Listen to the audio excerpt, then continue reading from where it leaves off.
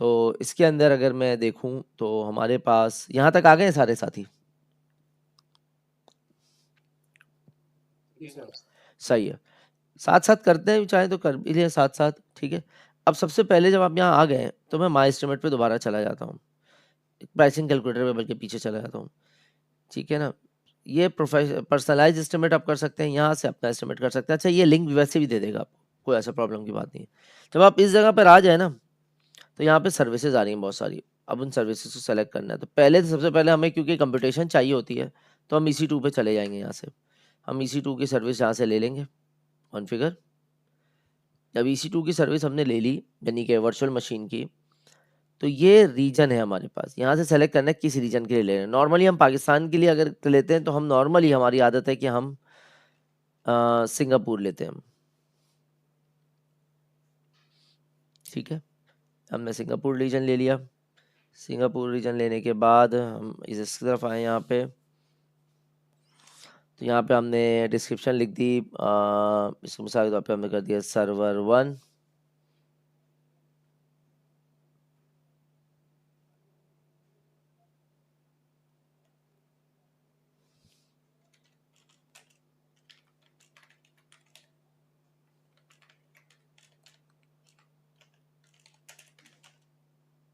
Initial step क्या लिया आपने, किससे जाए हम लोग, फॉर्मूले से क्रिएट एस्टिमेट से आए या किससे आए?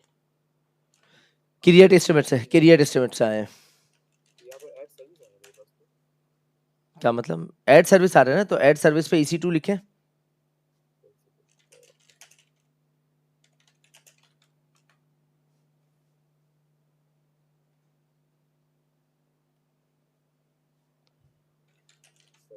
Replace services search all services करो या इसी को करो? नहीं, EC2। अब ये डिस्क्रिप्शन में आप बता दें सर्वर 1, मतलब कोई भी जो भी सर्वर का पर्पस है वो आप बता दें यहाँ पे। यहाँ तक हो गया, रीजन आपने सेट कर दिया। अब इससे नीचे जाने के लिए अभी ये बताएं लैब कौन कौन साथ में कर रहा है, कौन कौन देख रहा है खाली। मैं आ रहा हूँ माई एस्टिमेट से, तो मेरे पास ऐड सर्विस आ रहा है। ऐड सर्विस में मैं सर्विस कहाँ से ऐड करूँगा, जो आपने यहाँ सर्वर 1 दिया हुआ है, ओरिजिन दिया हुआ है, क्रिएट कॉन्फ़िगर अगर इसी मेरे पास नहीं आ रहा है। EC2 ऐसा हो नहीं सकता ना कि EC2 ना आ रहा हो। माई एस्टिमेट पे जाएं, नहीं नहीं मैं आपको दोबारा बताता हूँ, कैलकुलेटर पे जाएं, क्रिएट एस्टिमेट पे जाएं। क्रिएट एस्टिमेट पे जाने के बाद यहाँ रीजन आ गया, सिंगापुर आ गया। सर्च पे जाना है, EC2 लिखना है। ये रहा EC2 सामने। सर्च फाइंड सर्विस पे मैंने लिखा EC2, आ गया। हाँ ये आ गया ना, ये पेज मेरा भी आ गया। हाँ ये रहा। अब यहाँ पे मेरे पास फाइल सर्विस आ रहा है। तो फाइंड सर्विस पे आप EC2 लिखेंगे तो आएगा ना। अब नीचे रीजन आ रहा है क्या? रीजन साइट पे आ रहा होगा, रीजन में आप कंफ्यूज ना हो, पहले आप सर्विस उठाएंगे फिर रीजन होगा। EC2 को लिया। हाँ EC2 उठा लिया, EC2 के अंदर अब देखें रीजन आ रहा होगा, ये रहा रीजन।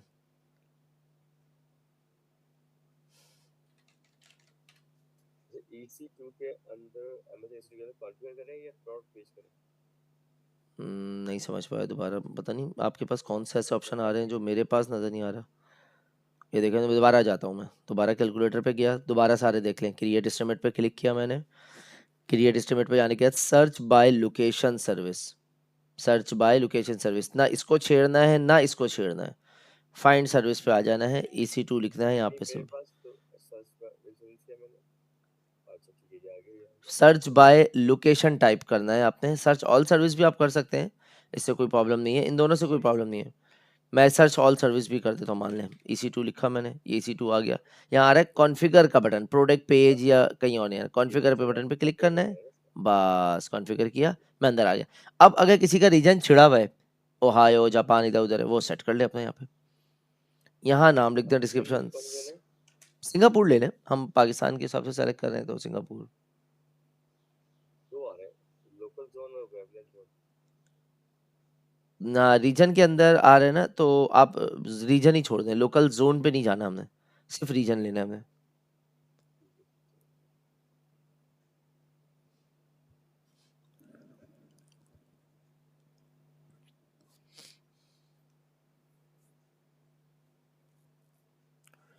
इसके बाद एशिया नहीं, पैसिफिक सिंगापुर साइड में आ रहा है। हाँ बिल्कुल सही है, यही आएगा। अब यहाँ पूछ रहा है आपने शेयर्ड इंस्टेंस लेना है, डेडिकेटेड इंस्टेंस लेना है, या डेडिकेटेड होस्ट लेना है। याद रखिएगा 99.99% हम शेयर्ड इंस्टेंस ही लेते हैं, डेडिकेटेड इंस्टेंस या डेडिकेटेड होस्ट नहीं लेते। डेडिकेटेड होस्ट का मतलब है कि आपने पूरा डब्बा, फिजिकल डब्बा जो लगा हुआ है हार्डवेयर, वो पूरा ले लिया। और डेडिकेटेड इंस्टेंस नॉर्मली हम लोग मैक के लिए यूज़ करते हैं, मैक मशीनें वगैरह होती हैं उसके लिए हम डेडिकेटेड होस्ट पे जाते हैं, ठीक है ना। लिनक्स वगैरह भी ले सकते हैं लेकिन ज़रूरत नहीं है, मतलब इससे आपकी कैलकुलेशन ख़राब हो जाएगी सारी। हमने लेना जो है ना वो शेयर्ड इंस्टेंस ही लेना होता है, हमने डेडिकेटेड इंस्टेंस पे नहीं जाना होता।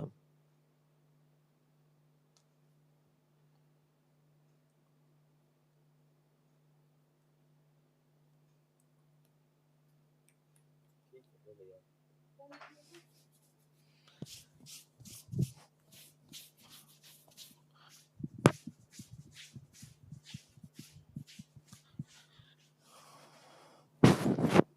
ओके, आगे की तरफ चलते हैं हम इसमें।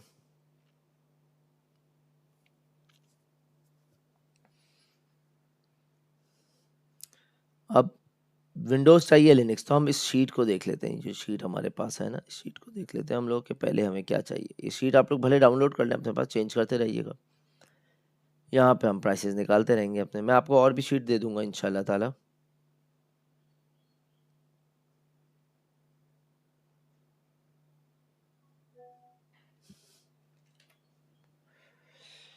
सही है, तो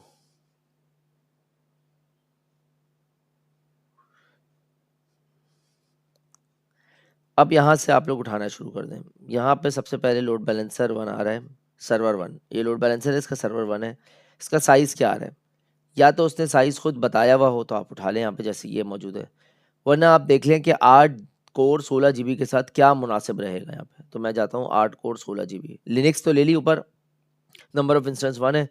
अब मैं यहाँ इसको बता दूंगा यार तुम ऐसा सर्वर दे दो जो कि 16 GB के साथ हो। 8 कोर सेलेक्ट करने के लिए मैं 16 GB पर आ जाता हूँ यहाँ पे, कहता हूँ यार 16 GB के साथ दे दो, कोई भी नेटवर्क हो, कोई भी इंस्टेंस फैमिली हो सकता है कोई सस्ता मिल जाए भाई यहाँ पे मुझे। अब ये 2 कोर आ गया, आपने 8 कोर ही लेनी है तो आप यहाँ से सेलेक्ट कर लें, वरना 16 के साथ अमूमन 2 और 4 GB भी आता है। ये देखें 2 कोर 16 GB है, ठीक है ना, 0.2 और ये आ रहा है। आपने यहाँ पे लेना है मिसाल के तौर पे 4 कोर के साथ लेना है तो टी सीरीज आ गई, सबसे रिकमेंडेड होती है। अब देखें 4 कोर के साथ जब मैं 16 लेता हूँ टी सीरीज, जिसको हम जनरल पर्पस कहते हैं, इसके प्राइस क्या आ रहे हैं 0.1696, सबसे कम आ रहा है। लेकिन अगर मैं यहाँ एनी सीपीयू कर देता हूँ और 2 के साथ आता है, 2 कोर के साथ 16 GB, 0.1216, पहले क्या था 0.1696 कुछ आ रहा था, ठीक है। 4 कोर के साथ जो आता 16, वो वाला 12 था। अब इसमें 2 ऑप्शन है, कई दफ़ा ऐसा होता है कि कस्टमर कहता है कि यार मुझे 16 GB के साथ चाहिए, अमूमन उसका फोकस रैम होता है, सीपीयू नहीं होता। जब रैम होता है तो आप 2 कोर के साथ भी दे दें, कोई मसला नहीं है, ठीक है। लेकिन अगर वो कहता है कि नहीं यार मुझे पर्टिकुलर अमाउंट में ही चाहिए, फिर आपके पास चॉइस नहीं है, फिर आपके पास यही है कि आप, उसने जो आपको बोला है वही आपको देना होगा, अदरवाइज वो काम नहीं करेगा और वो फेल हो जाएगा। तो ये आपने पूछना होता है उससे कि यार आपको क्या चाहिए, और अगर वो बोले यार आप दोनों दे दो, तो याद रखें एक बेस्ट प्रैक्टिस है इंडस्ट्री के अंदर कि 16 GB के साथ अमूमन 4 कोर का सीपीयू यूज होता है, 32 GB के साथ 8 कोर का सीपीयू होता है, 8 GB के साथ 2 कोर का यूज होता है, 4 कोर के साथ 1 कोर, 4 GB के साथ 1 कोर का होता है। बस आपने ये याद रखना है, इसको याद रख लेंगे चीजें आसान हो अच्छा जाएंगे। इसमें जीपीयू का ऑप्शन नहीं आ रहा। जीपीयू का ऑप्शन इसलिए नहीं आएगा क्योंकि हमने जीपीयू बेस्ड मशीनें सेलेक्ट नहीं की। ये देखें यहाँ जीपीयू बेस आ रही होगी अभी नीचे, ये देखें जी सीरीज, जी सीरीज में इतना छोटा आता नहीं है, जीपीयू बेस ना हमेशा मशीनें बड़ी होती हैं, तो इसलिए ये आपको यहाँ जीपीयू बेस डायरेक्टली नहीं दिखाएगा। इसके लिए आपको थोड़ा सा बड़ा जाना पड़ेगा, आपको जाना पड़ेगा 64 GB के ऊपर मान लें, और यहाँ पे एनी इंस्टेंस फैमिली करेंगे तो आप यहाँ लिख भी सकते हैं, शायद यहाँ दिखाते हैं आपको जीपीयू, ये देखें आ गया। अब जीपीयू बेस की साइजेस तो आप देखें कितने हैं, 122 GB, 64 GB, 128 GB। प्राइसेस देखें कितने हैं, ये घंटे के हिसाब से है ये। कोई बता सकता है कि एक मशीन जब हम AWS पर कैलकुलेट करते हैं तो उसकी मैक्सिमम प्राइसिंग, मैक्सिमम आवर्स कहाँ तक होते हैं? कोई आइडिया है किसी साथी को? I think sir 720 hours. कोई और बताना चाहेगा? साल का? सॉरी, महीने का, महीने ठीक है, कोई और साथी बताना चाहेगा? का। सवाल का कौन करेगी? मैं ये कह रहा हूँ, ये आपके सामने प्राइसेस लिखे हुए हैं। पहला सवाल आगे बढ़ने से पहले मैं दोबारा भूल जाता हूँ, सबने कैलकुलेटर खोला हुआ है? कोई ऐसा तो नहीं सिर्फ देख रहा हो? मुझे हर एक स्टूडेंट लैब ये परफॉर्म करता हुआ चाहिए मेरे भाई। खाली बैठने का कोई फायदा नहीं, अपना टाइम जाया करोगे आप। सीरीज आ रही है तो जी सीरीज में जीपीयू तो नहीं आ रहा। नहीं नहीं नहीं, मैं उस तरफ जा रहा हूँ, मैं उस तरफ जा रहा हूँ। सर मैं नहीं कर पाऊंगा, मैं मोबाइल से कर रहा हूँ। अच्छा, आ जाओ ऑफिस में। नहीं नहीं, ऑफिस ऑफिस वालों को इस्तिस्ना है भाई, मैं उसके अलावा बात कर रहा हूँ। ऑफिस वालों का मैं समझता हूँ भाई, जेन्युइन रीजन है और I totally respect and understand. लेकिन आप फिर भी लॉगिन हो गए हो, चलो ये भी सही है। इसकी वीडियोस मैं दे दूंगा, और इसकी कोई ऐसी लैब भी नहीं है कि कोई मैं ना कराऊं तो ना कर पाऊँ। माशाल्लाह सभी प्रोफेशनल हो, बड़े आराम से कर सकते हो। मैं वापस अपने सवाल की तरफ आता हूँ। पहला सवाल, ये 750 महीने के घंटे होते हैं मेरे भाई, 720 या उसके घंटे होते हैं, साल के होते हैं? महीने के होते हैं सर, महीने के। महीने के होते हैं। सब एग्री करते हैं इस बात से? कोई ऐसा साथी जो कहे नहीं यार मैं एग्री नहीं करता? इख्तिलाफ राय होना चाहिए, दैट्स अ गुड साइन। लेकिन ये जबरदस्ती वाली हाँ में हाँ मुझे पसंद नहीं है, और ना ही आपके लिए फायदेमंद है। अब कासिम ने बोला है कि यार महीने के होने चाहिए, कोई काउंटर कर सकता है नहीं यार ये साल के होने चाहिए, तो जस्टिफाई करेगा। तो क्या सारे एग्री करते हैं 720 घंटे बनते हैं? 820 से 30 दिन के हिसाब से बनेंगे, 31 दिन हो गए। हाँ, मैं वही कहना चाह रहा हूँ। एक बात याद रखना, AWS 720 पे चलता ही नहीं है। 720 पे चलता है मेरे भाई गूगल और एजोर। AWS चलता है 750 पे। आप कभी भी जाओगे ना, AWS हमेशा 750 पे दिखाएगा आपको। जब आप मल्टी क्लाउड करते हो ना तो कंफ्यूजन हो जाती है अक्सर। गूगल से AWS पर आते हो, AWS से दूसरे पे जाते हो, प्रॉब्लम्स हो जाती हैं। ठीक है, तो AWS जो है ना हमेशा 750 पे ही चलेगा, 720 पे कभी भी नहीं चलता AWS। बस इस बात का ख्याल रखना है आपने। सर ये 750 के हिसाब से क्लिक करता है एडब्ल्यूएस। यार ये मैक्सिमम 750 है, मतलब घंटे के हिसाब होता है कितना होता है। घंटे दिन के और मल्टीप्लाई बाय 25, 750 हाँ, के आसपास ही बनेगा। 24 घंटों को मल्टीप्लाई कर लो ना, अभी कैलकुलेटर खोल लेता हूँ आपके सामने भाई। सर वो 744 है। हाँ, लेकिन ये जाता तकरीबन वही है, 750 के करीब चले जाते हैं। 24 मल्टीप्लाई बाय 31, हाँ 744 बन रहा है। ये 750 इसलिए जाता है, वजह ये है कि ये बिल ना पहली या दूसरी तारीख को करता है, इस वजह से।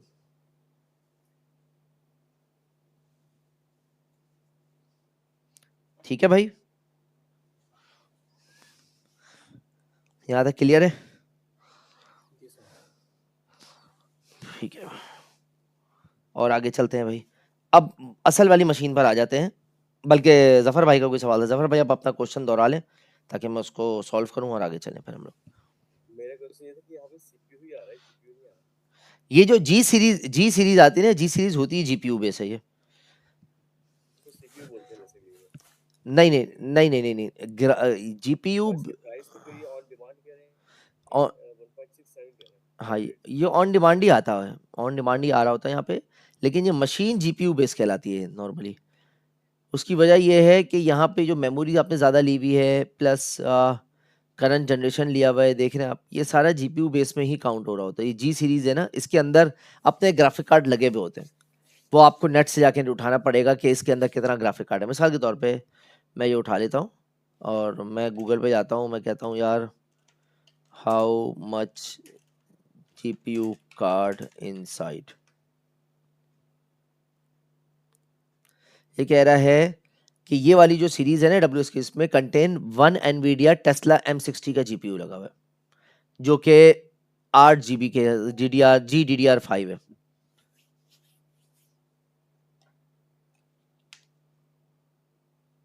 ठीक है, यानी कोर्स के अलावा मिलेगा ये, हाँ, सपोर्टिंग कोर्स के अलावा।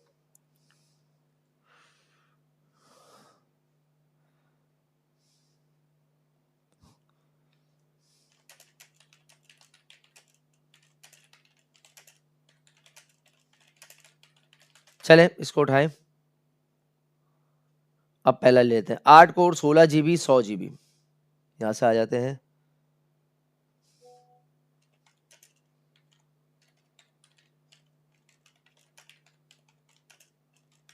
G3 को हटा दें, अब किसी और का आ जाए।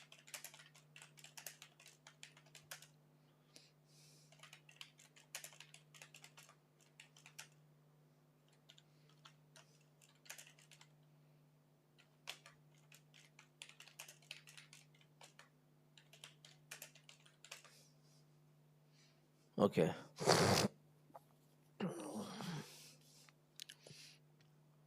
यहाँ से जाते हैं हम लोग। यहाँ से उठाते हैं 8 कोर 16 GB। यहाँ से मैंने उठाया 8 कोर, यहाँ से उठाया मेरे भाई 16 GB। ये तो उस वक्त है जब आपको पता हो, ये सिंपल मैथ्स है मेरे भाई, मैथ्स है। सर एक चीज ऐड करना चाहूंगा कि जो 750 आवर्स है वो सिर्फ ओनली फ्री मशीन्स के लिए, अदरवाइज जो दूसरी मशीन है उसके लिए 730 आवर्स है। 730 है, ओके। क्योंकि हमारे पास जब वो आता है ना, बिल आता है, तो बिल के अंदर जो है ना, ये नॉर्मली जो है ना वो 730 7। साइड से पढ़ रहा हूँ, हम्म AWS की साइड से पढ़ रहा हूँ, हम्म AWS कॉस्ट मैनेजमेंट के उसके ऊपर हम्म टाइम पीरियड आता है, calculation assumes 730 hours in a month, 365 days in a year, multiply by 24। बिल्कुल ऐसे ही है असल। लेकिन जब हम बिल पर जाते हैं ना, बिल पर कभी ये 750, कभी 744, अमूमन 744 दिखा रहा होता है ये, अमूमन। अच्छा, इसकी रीजन ये है कि वो जो टी सीरीज की मशीन या माइक्रो सीरीज की मशीन है, ये सिर्फ बात हो रही है उनके लिए, वो देता है 750 आवर्स, यस और बाकी करेक्ट, मशीनें जो ना उसके 744 तक चला जाता है, बिल्कुल ऐसी। तो आप जब बिल देखोगे ना, बिल अमूमन 744 के आसपास आ रहा होगा। मैं देखता हूँ वो मेरे, इसलिए आ रहा होता है क्योंकि वो 32 दिन का आ रहा होता नहीं नहीं, है, स्टैटिक बिल है या इलास्टिक बिल है, 31-32 दिन का आ रहा होता है। क्या कह रहे हैं, दोबारा बोले। मैं कह रहा हूँ इसी इलास्टिक बिल है ना ये, हाँ ये आवर्स कंज्यूम होंगे उतना ही बिल करेगा ना। ऐसा ही है, ऐसा ही है। मेरे पास एक बिल एक क्लाइंट का आया हुआ है, मैं आपको दिखाता हूँ। ये देखें, ये क्लाइंट हमारा है Dubai base, Abu Dhabi base है। ये उसका एक बिल है, ये आप सर देखें। इसमें सैप की मशीनें किधर है, एससीबी की मशीनें किधर है? सैप की मशीनें अलग से नहीं आती, हाँ मैंने कॉन्फ़िगर की है, वो यहाँ पर नहीं होती, वो शायद डिफरेंट होती है। डिफरेंट होती है। लेकिन मैंने बहरीन गवर्नमेंट के लिए किया था, तो हमने सिंपल सूजे बेस्ड लिनक्स मशीन उठाई थी, हमने कोई स्पेशलाइज मशीन नहीं उठाई वहाँ से। अच्छा, क्योंकि सैप की मशीन्स के अंदर मेमोरी बहुत ज्यादा होती है, मतलब 1 टेराबाइट 512 यार मेगाबाइट मैंने मेमोरी। मैंने जो सैप की मशीनें लगाई थी ना, वो 256 GB से स्टार्ट की थी मैंने। तो डिपेंड करता है कि कस्टमर की रिक्वायरमेंट क्या है। अभी जो मैंने आपको ये बैस उठाया है, यहाँ मैं जाता हूँ, क्लाइंट 2 है ये। क्लाइंट 2 हमारा बहरीन एयरपोर्ट सर्विस था। इस पे मैं जाता हूँ अगर, और इस पे जाने के बाद, एक मिनट रुकिएगा ज़रा जी, बुलाएं बताएं।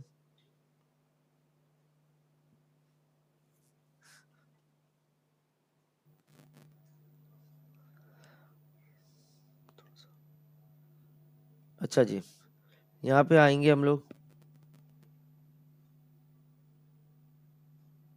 ये देखें डिफरेंट सैप की मशीनें भी आ रही होंगी यहाँ पे।